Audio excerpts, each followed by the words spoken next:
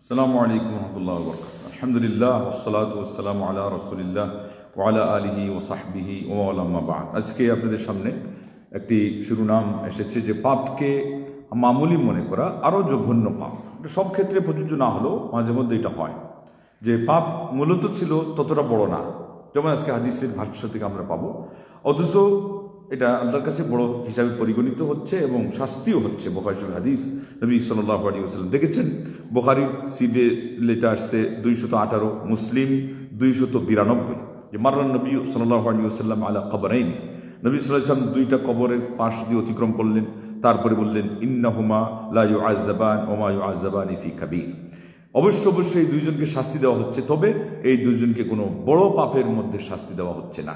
যদিও তার আরেকটা অর্থ হচ্ছে যে যেটাকে খুব একটা কঠিন ধরা হয় না, এটা থেকে বাঁচার জন্য। আর আরেকটা অর্থ কিন্তু এটাও আছে যে মূলত পাপটা বড় ছিল না। দ্বিতীয়ত আরেকটা যেটা অর্থ যে পাপ থেকে বাঁচাটাও অত কঠিন ছিল না। তা এই দিক থেকে ওই যে কঠিন না থাকা অবস্থায়ও যে মানুষটা এই পাপে পড়লো, ওই আরেকটা দিক আছে, এখান থেকে পয়েন্ট বেরিয়ে আসলো যে পাপ বড় হয়ে যায়। সহজ বাসা, অথচ কেন বাঁচলো না, এটা বড় হয়ে যায়। আর আজকে আমাদের শিরোনাম হচ্ছে যে মূলত পাপ তত বড় ছিল না, কিন্তু সেটাকে মামুলি মনে করে এটাকে করে ফেলার কারণে এটা হয়ে গেছে বড় এবং শাস্তিটা অত্যন্ত কঠিন। তো এরপরে আল্লাহ নবী বললেন যে এদের একজনের আম্মা হাদুমা ফাকানা ইয়াসআবিন নামিমা, একজনকে শাস্তি এই জন্য দেওয়া হচ্ছে যে সে চুগলখড়ি করতো। চুগলখড়ি মানে কথাকে একজনটা দিয়ে আরেকজনের কাছে নিয়ে লাগিয়ে দুইজনের মধ্যে মনোমালিন্য সৃষ্টি করার জন্য যেই অপচেষ্টা চালানো হয়, এটার নাম বলে নামিমা।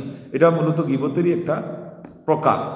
গীবতের মধ্যেও কাবিরা গুনার সেই পাপ রয়েছে, সেই খেসারত রয়েছে। আর নামিমা এটা হলো আরো এক ধাপ উপরে, যে এটা দিয়ে মানুষের কথা দিয়ে কথা লাগা, মানে একজনের কথা নিয়ে আরেকজনের সাথে লাগিয়ে দিয়ে দুইজনের মধ্যে মনোমালিন্য সৃষ্টি করা হয়। তাহলে এটা দুই দিক থেকে ডবল ক্ষতির কারণ হলো।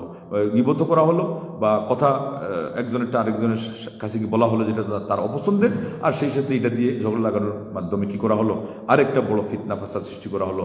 যার কথা আল্লাহ নবী বলছিলেন যে সালাত সাদকা এর চেয়ে উত্তম, সিয়ামের চেয়ে উত্তম সেটা হলো যে মানুষের মধ্যে পারস্পরিক সম্পর্ককে সুন্দর করা। আর এখানে বিপরীত যেটা করতেছে সম্পর্কে নষ্ট করা, তাইলে এটা হলো এটা বিপরীতে, এটা ভয়াবহ এবং খারাপ।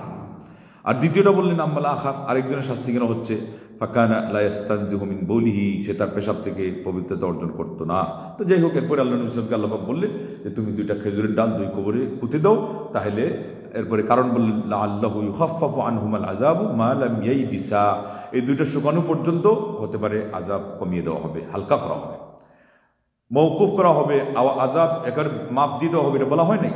এবং ওই পর্যন্ত শুধু, এটা বলা হয় না যে চিরতরে, শুকানো পর্যন্ত মওকুফ করা হবে। এই জন্য তৃতীয় কবরে আর আল্লাহ নবী সাল্লাল্লাহু আলাইহি ওয়াসাল্লামের যুগ পর্যন্ত কোনো দলিল আসে নাই, আল্লাহ নবী সাল্লাল্লাহু আলাইহি ওয়াসাল্লাম কোনো কবরে দেনও নাই। এখান থেকে আলিমগণ বলছেন এটার ব্যাপকতা নাই, এটা ওই পর্যন্তই শেষ, দুইটা পর্যন্ত শেষ।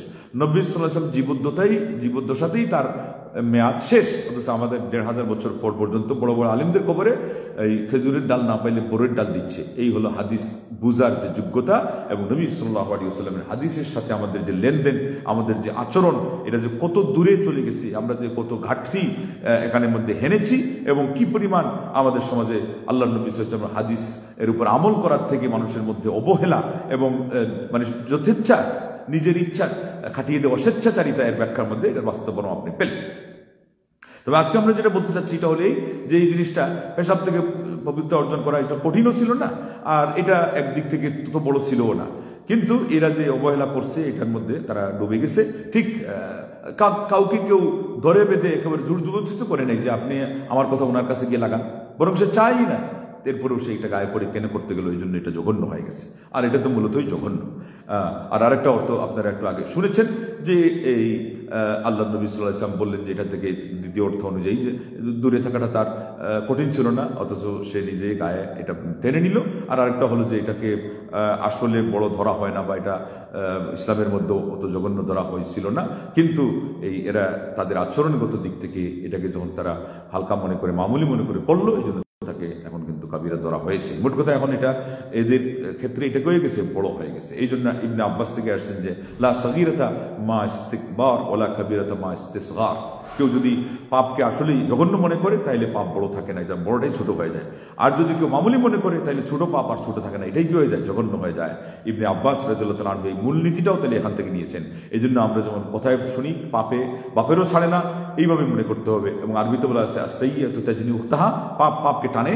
এই জন্য এই সমস্ত ভয়াবহতার দিকে লক্ষ্য রেখে কোনো পাপকে এই জন্য আমরা হালকা মনে না করি, মামুলি মনে না করি। এবং ওমর ইবনে আব্দুল আজিজ থেকে আসছে, আরো অন্যান্যদের থেকেও আসছে যে আপনি যখন পাপটা করতে যাচ্ছেন, এটা যদিও বাহ্যত ছোটও হয়, হালকাও হয়, আপনি মনে করবেন এই কথা যে আমি কার অবাধ্যতা করতেছি, আল্লাহ তো কোশ্চিনকালও, আল্লাহর মান তো কমে আসে না। আল্লাহ রাব্বুল আলামিনকে কোশ্চিনকালও কেউ সামান্য, এর তরেও একজন মুসলিম ব্যক্তি কি করতে পারে না, সামান্যতম নগণ্য হিসাবে কোনো দিক থেকেই এক কিঞ্চিত পরিমাণ দেখতে পারে না। তাইলে তার অবাধ্যতা যেহেতু, তাইলে সবাই বলছেন যে এমন অবস্থায় পাপটাকে, অবাধ্যতাকে জঘন্য মনে করতে হবে, বড় মনে করতে হবে, যেমন আল্লাহ বড়, তার অবাধ্যতা করাটাও অপরাধ, বড় অপরাধ। এই হিসাবে যদি আমরা নিজেদেরকে গড়ে তুলতে পারি, তাইলে সিয়াম সাধনার যে আসল উদ্দেশ্য ছিল পাপ থেকে বিরত থাকার উপর ট্রেনিং নেওয়া, আমাদের এই ট্রেনিং এটা হবে শক্তিশালী এবং আমরা পাপ থেকে বাঁচতে পারবো। পুণ্যের কাজ বেশি বেশি করার ক্ষেত্রে আমরা ফুরসত পাবো, সুযোগ পাবো, আল্লাহর পক্ষ থেকে সাহায্য পাবো। মহান রব্বুল আলামিনের আসমা হোসনা ওসিলাতে দোয়া করছি আল্লাহ যেন আমাদেরকে এই সাধনার মাসে, আজকে 1/3 কিন্তু বিদায় নিয়ে চলে গেছে, ও সুলুসু কাথির, কিছু কিছু হিসাব আছে যে 1/3কেও বেশি ধরা হয়। আল্লাহ নবী সাল্লাল্লাহু আলাইহি ওয়াসাল্লাম বিশেষ একটা পর্যায়ে বলছিলেন যে 1/3 যেটা, এটাও কিন্তু অনেক বেশি।